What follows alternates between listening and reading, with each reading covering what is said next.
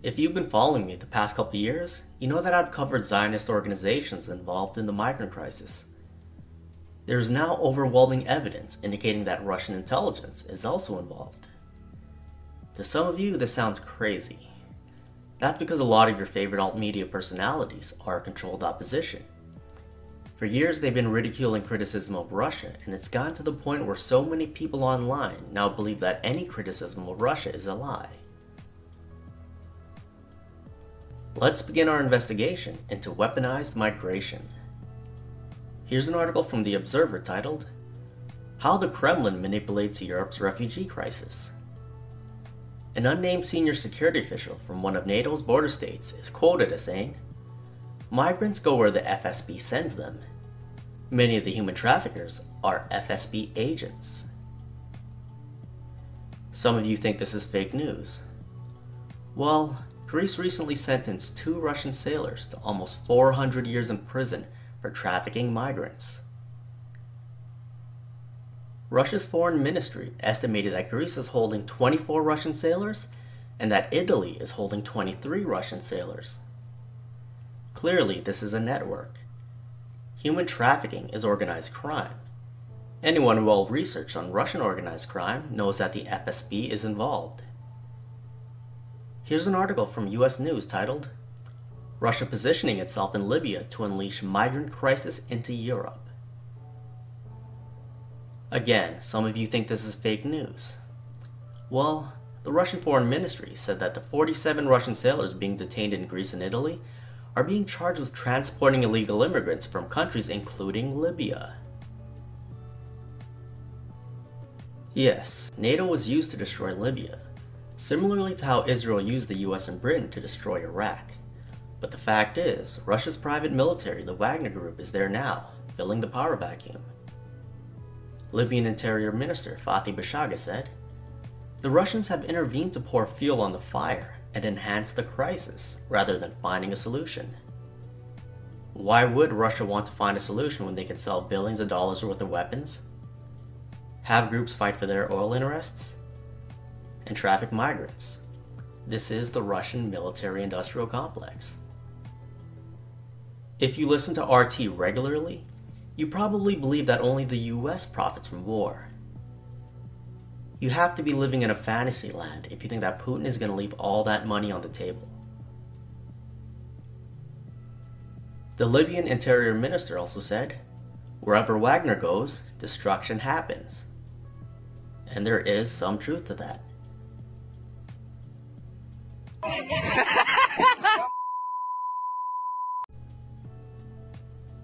The Wagner Group filmed themselves laughing while they tortured and beheaded a Syrian man. Link is in the description in case any of you are into that stuff. Russian news outlet Novaya Gazeta also identified one of the mercenaries involved. Wagner Group's main backer Yevgeny Prigozhin, nicknamed Putin's chef, also receives billions of dollars worth of state contracts from Putin. Yes, RT covered the war in Libya. They did that to make the West look bad. Meanwhile, Putin has stated multiple times that he doesn't care what happens to Libya.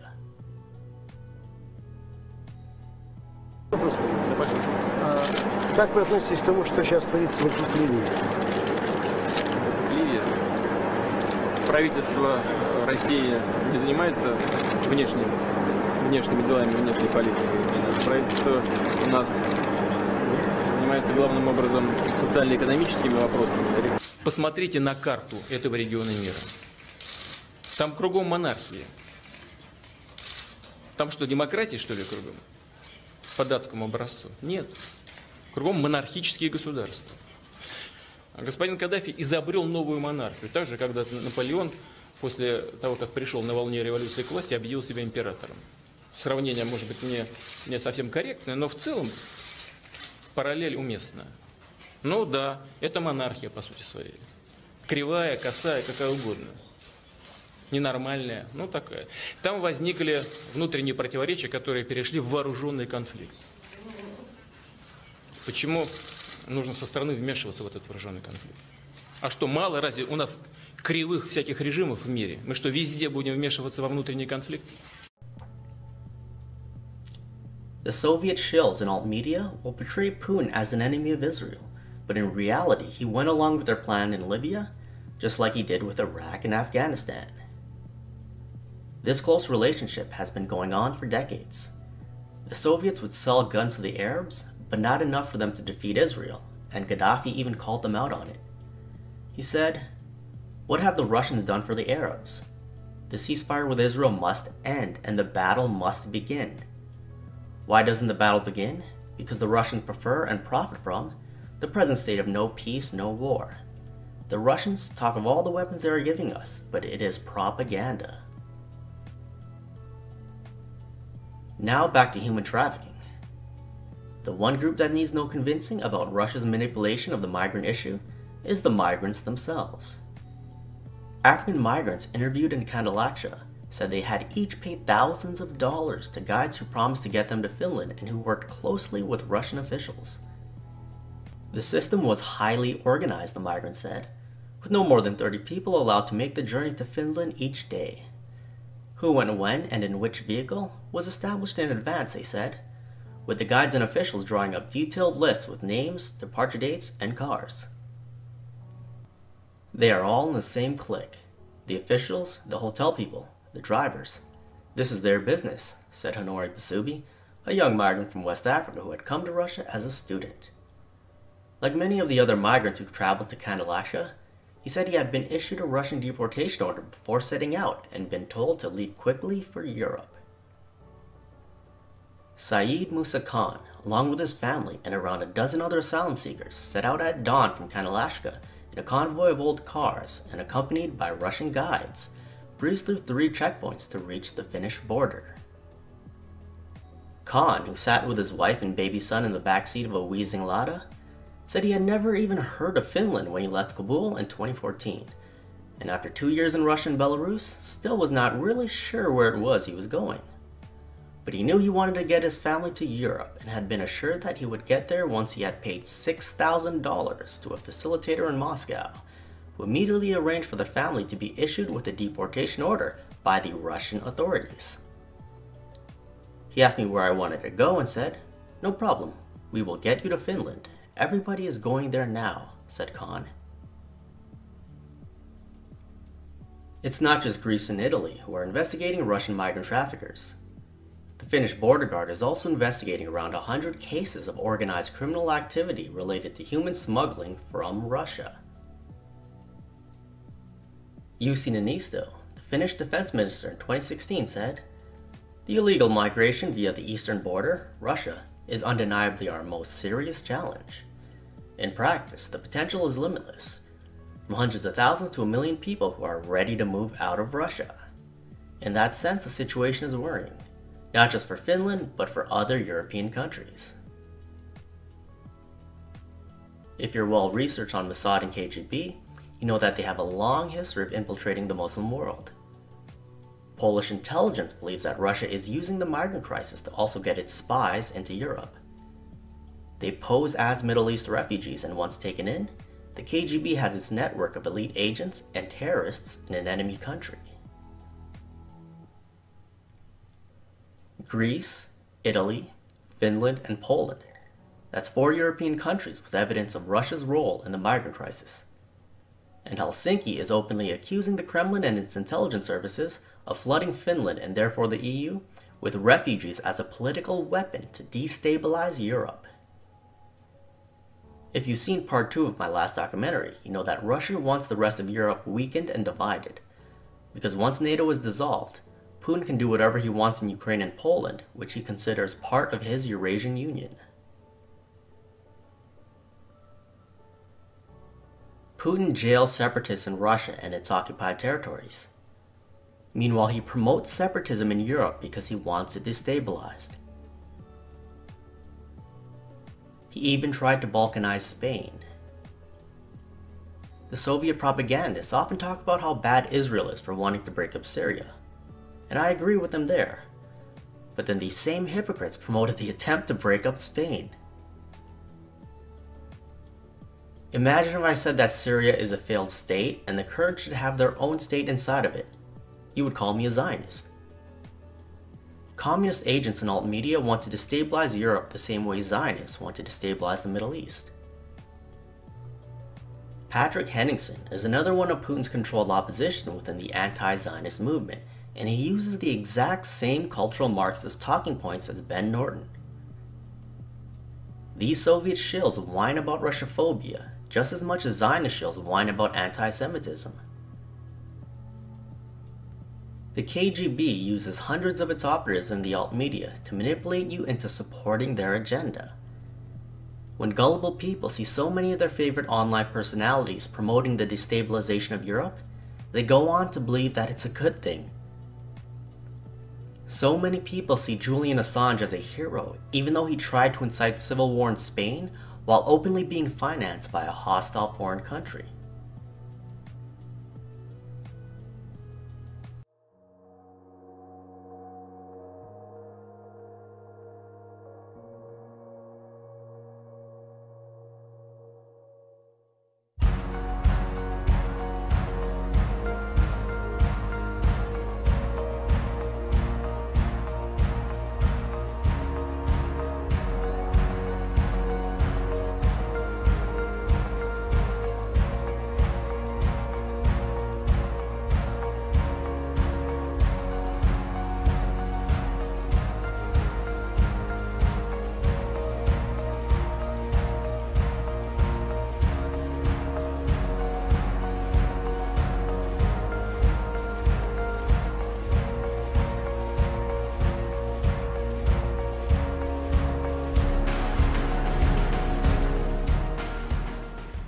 Söyleyeyim, bir ay ceza girdim Türkiye'de.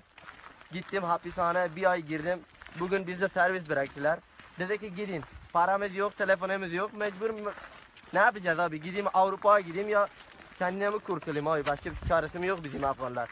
Bizim Afganlara kadri kıymeti Türkiye'de yok abi. Buraya nasıl geldiniz? Kaçak. Hayır.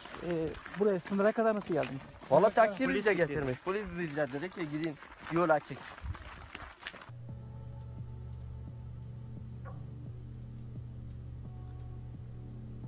Erdogan has sent roughly 30,000 migrants to Greece's border, and he's threatening to send millions more. Some of them were just released from jail and are using tear gas against the Greek police. They had to have received support from the Turkish authorities, and they're trying to break their way in. This is clearly weaponized migration by way of Erdogan. I'm sure there are liberals watching this who want those people to be helped. Greece has already taken in more than 1 million migrants since 2015. They can't afford to take in any more, and they're not going to. What's crazy is that Erdogan actually threatened to do this over 2 months ago. According to the UN, 235,000 civilians fled their homes during the Russian-backed bombing campaign in rebel-held Idlib between December 12th to December 25th. Erdogan made it clear to Putin that Turkey couldn't handle the wave of migrants from Syria and warned that Europe will feel the impact if the bombing is not stopped. So what did Putin do? He said, wait a minute, that actually benefits me. Then he kept on bombing and Erdogan went through with his promise. This situation with Greece would have never happened without Russia. When Trump bombed Idlib last October, you did not have all these refugees fleeing to Turkey. Yes, US soldiers don't always take into consideration the lives of civilians during airstrikes. Neither do Russian soldiers. All these people started fleeing Idlib when Russia joined in on the bombing. Look, I'm not a fan of Trump. I'm saying that there needs to be objectivity. If Trump bombed Syria and created all these refugees, you know damn well most of the alt media would be chanting death to America and calling for the end of the American empire. But when Russia creates all these refugees, no one here says a word. Yes, Russia has Syria's permission to be there, but that doesn't change the fact that they have little regard for civilians and are contributing to this migrant crisis. Do you think Syrians would want to stay in the country if their children could lose a leg stepping on a cluster bomb? The Soviet shills and alt media are always going on about how Putin is saving Syria from Israel. Bibi has publicly said that he has no problem with the Assad government. Regime change was never a part of the plan. Aside from weakening Syria, Israel wanted Iran's forces away from its border, and Putin helped accomplish that. Putin is selling guns to the Arabs and profiteering from the conflict, while at the same time defending Israel. These Soviet shills like Zion Fraudson are always going on about how Zionists hate Putin, but in reality, Putin just received the Friends of Zion award. To Putin, migrants are a weapon, and he has threatened to do to Finland what Erdogan just did to Greece.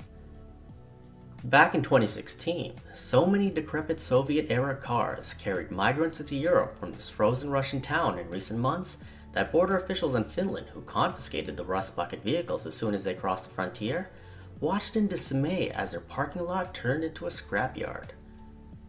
Then, as suddenly and as mysteriously as it had started, the parade of migrants in rusty old cars came to an abrupt halt, or at least a pause. Unfortunately, this looks like a political demonstration by Russia, said Ilkka Kanerva, Finland's former foreign minister and now the chairman of its Parliamentary Defense Committee. They are very skillful at sending signals. They want to show that Finland should be very careful when it makes its own decisions on things like military exercises, our partnership with NATO, and European Union sanctions against Russia. AJC has always worked on the premise that as a minority, our security, our strength, our well-being in America is interdependent with those of other minorities. This is a Jewish issue. It is a Jewish issue to care about those around us, to care about the larger society. It is very much a Jewish issue. I'm sure most of you find so many ordinary left-wing Zionists that support open borders for the US and Europe, and you're wondering why? I think because of their history of evictions and growing up constantly being told how persecuted they are, they feel that they will not survive in their host country, so they use other minorities for their benefit.